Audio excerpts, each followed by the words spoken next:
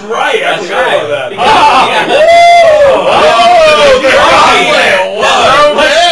I'm making the play.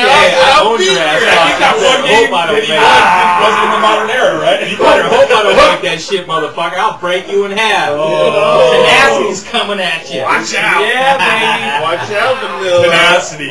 Wow, Juggernaut's getting called out. I love it. Some people have tenacity and others don't. Yeah. Well, I was gonna kind of retort to what did you think about the 8 or 6? Well, both of them give us thoughts on it. I've always been top 8. I think it's exciting. I like it. I think it keeps people alive longer.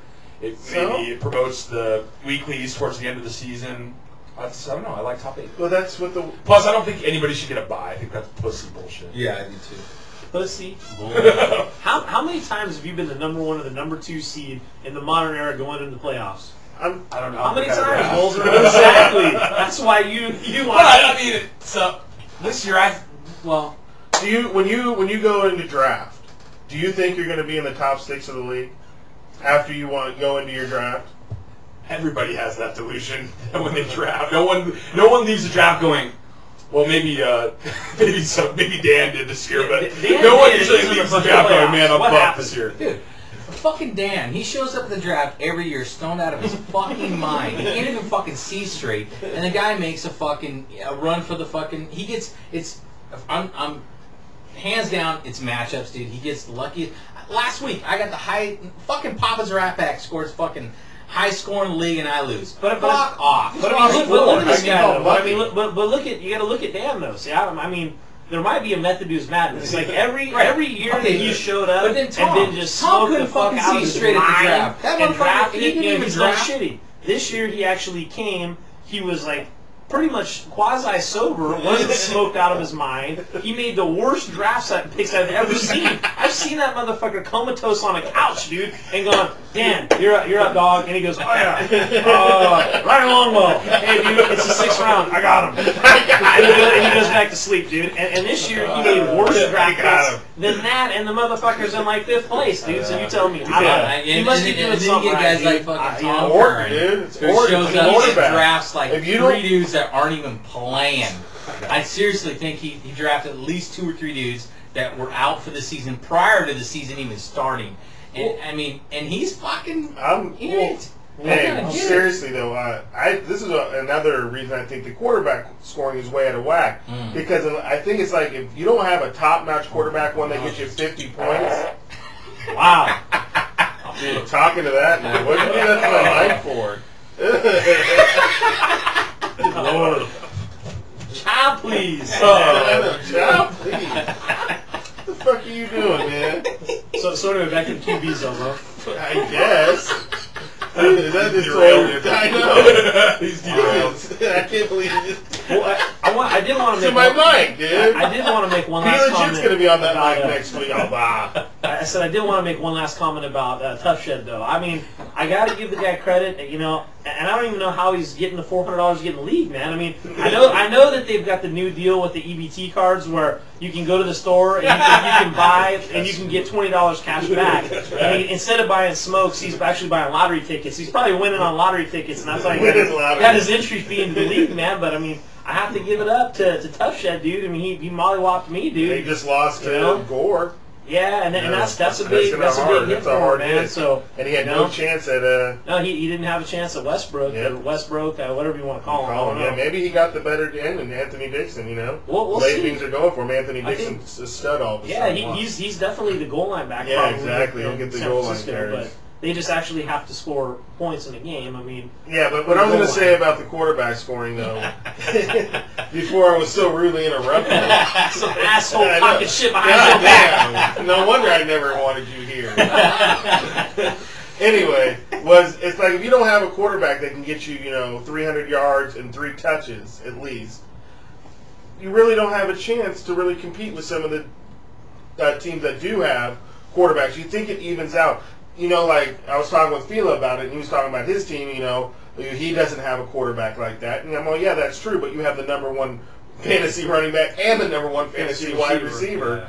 Yeah. And you're the number 1 fantasy tight end at the time before he went to injury, and he actually has done a pretty good job in platooning the tight ends position because he seems to get production out of it every week.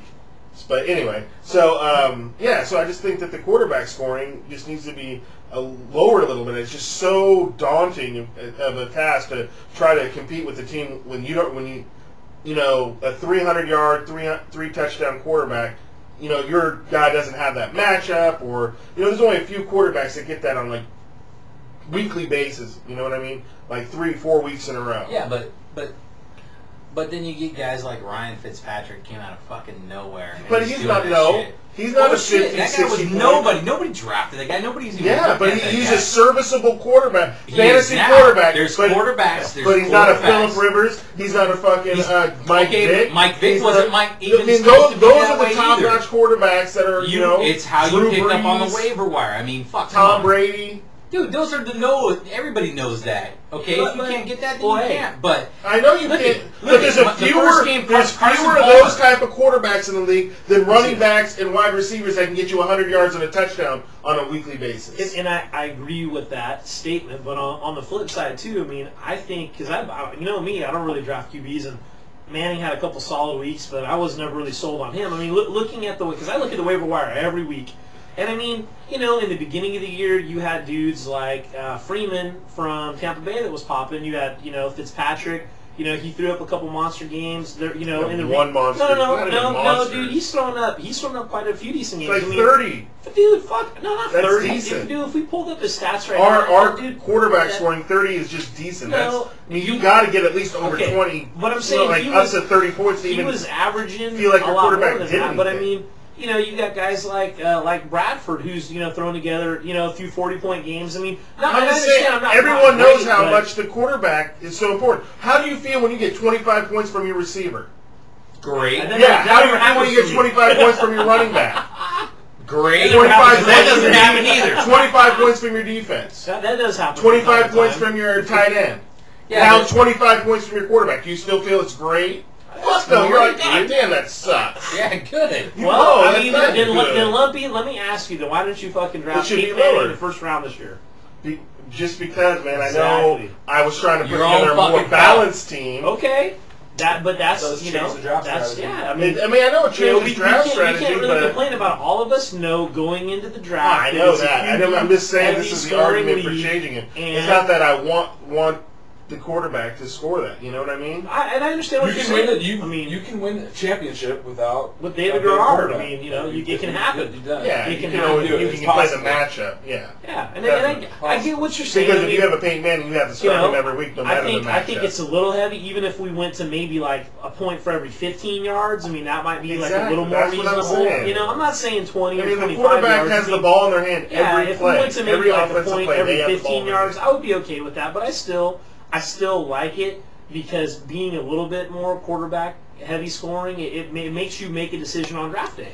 You're either putting your eggs in a basket in the early the first round or somewhere in the middle of the second round for an elite quarterback, or you're trying to jump it with a solid running back, a solid receiver, and it does. I mean, it makes different draft strategies. So not every single person in the room is going, fuck, we're all taking number one running backs first round. I mean, at least I understand. You're still going to take a quarterback because they're going to pass for more yards than any other one. Doesn't matter. I just don't think. Dude, Sam Bradford's had fucking 300 yards for the last 5 games, dude. No, he hasn't. Bullshit, motherfucker. Bring it up. One game. Against Denver. One game. Against Denver. That motherfucker has thrown all year. 300 yards. You're saying he's only had a 300-yard game all year. I said the last 4 weeks. Okay, bottom line is he's still throwing for 300 yards. One game. Whatever. 5 games. 1 game. 1 game at the next 4. Now you know why Chris can't be treasurer. Sam fucking Bradford, dude. I mean, come on. Really? He's had at least 5 games this year where he's thrown for over 300 yards. Bring it up, man. What are we betting on this, dude? So anyway, I would just say don't take the what do you feel, points away from the quarterback. have much to say on this subject. About quarterback scoring? Quarterback scoring, I think it's too high. I would say 1 for 15 sounds good. I think it's a good balance. 1 for 20. 1 for 20 is 1 for 15. much. I like 1 for 15. I think 1 for 15 would balance it. Because I think that there has to be an emphasis on the quarterback a little bit because that's how football is. I mean, there's a real emphasis on your quarterback. That's why you can't touch him. Here's another argument. But then also, argument to that. if you want to make that argument, why don't you think of that argument when it's time for playoff time and only top 6 and 2 games below 500? I don't like the bye weeks. Okay, why don't you think about this though? I think if you win the championship, you need to win 3 in a row. But here's to the win thing the too, championship. though. I think that's your argument too is that line. quarterbacks always have the ball. They're the ones in charge of the ball. Well, they also have the most opportunities to fumble the ball, intercept the ball, get sacked, get hurt. They got all those opportunities. So why shouldn't it be where it's at right now? Well, because it's more of the scoring is more. It's slanted. I'm just saying the scoring is just slanted to that direction. 1 point every 10 yards passing. I mean, that's just... It's high. It's high. Yeah, that's so high. It adds a different element to the league, for sure. And it's adds to the draft. And it's worked. I will say this. I will say that, obviously a lot of us probably have friends and people we talk to that also compete in fantasy league. And I'll tell you that we are the only league that I know of that gets a point for every 10 yards. At least of all the people that I know. Everybody, the general scoring is going to be 1 for every 25 yards. Some are 1 for 20, but I would say the average is generally 1 point for 25 yards. But once again, like I said earlier, I still, this league has been good. It's been solid for 10 years running, man. And I mean, I think we got a good group of cats that play in the league. We're all kind of accustomed to a heavy QB scoring league. But even if we kicked it to like 1 to 15, I think it changes it a little bit, but it doesn't completely change the complexion of our league where you're totally changing draft styles and stuff. So I think that's the second question that we want to pose to everybody else in the league. We talked about the playoffs, taking top 6 instead of top 8, and we're also kind of throwing it out there with the quarterback scoring. If the other people in the league might want to change that or at least look at that. I know that's something as far as the league rules meeting, it never comes up. So anyway. Yeah, no, totally.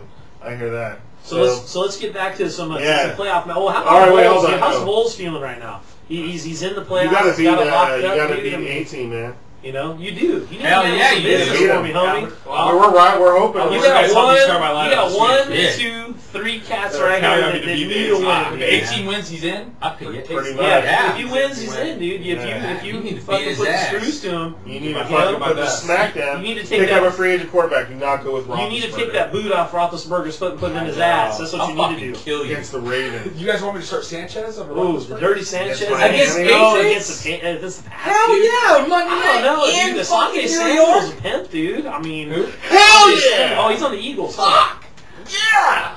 I was thinking of Asante Samuel, but he's on the Eagles now, huh? Yeah. Okay, well then scratch that. Yeah, dude. Come on. You got mail. I'll let you guys start my lineup. No. Tell me who to start. Well, 18, he's still up at Burning. He's still up at Burning Man, dude. So Tom don't care. I mean, he's fine. Obama manure. Yeah. Now you start who you got to start, but fuck, dude. I mean, that's if fucking Roethlisberger is in a boot all week, dude. Really? How do you go that route? You never know, man. I mean, you never know. Sunday night game. They need to win. Yeah, they do. It's a big. And the Ravens' weakness is their pass defense. It's true, man. Yeah, they really have shut down the run this year. Yeah. Go with your gut. No, if it's fucking Roethlisberger, then I'm all for it, man. No, I know that Ravens shut down the run. The Ravens are smashing the people on the run, but I mean, dude, what's his? Kate Hillis went off on Well, no, I'm saying somebody just wrote. Who's a sorry ass QB that roasted him for 4 TDs, dude? Somebody. Patrick. Oh, yeah, Fitzy, dude. Fitzy went for like 4 tugs and 300 yards on him, man. Is Roethlisberger gonna play, Vols? Yeah. So talk to us, dude. What's your mindset right now, Vols? Where are you at? Give him the mic. Well, I'm glad that I'm easy in the playoffs this year. That's for sure. I mean, Jesus Christ! I got hella lucky. None of us three are. Beating me. Got very lucky this year, other than my Romo injury. Emo Bulls, right? That's right. We got emo this year. Yeah, motherfucker. Sorry, Romo emo doll. It was Duke's text messages that put me over there. Hell yeah. I was fucking ready to drive over and fucking strangle his ass. That's what I like about you, dude. I'm passionate. I'm passionate about this shit. Fucking talk to the league there, Bolzer. So talk to us about your playoffs. How are you feeling about the playoffs going in? Your last week's matchup. Where are you at with everything? The running back situation. projecting out into the playoff scenario. My running backs look solid for the playoffs. Roethlisberger, I wish I. It's not the best.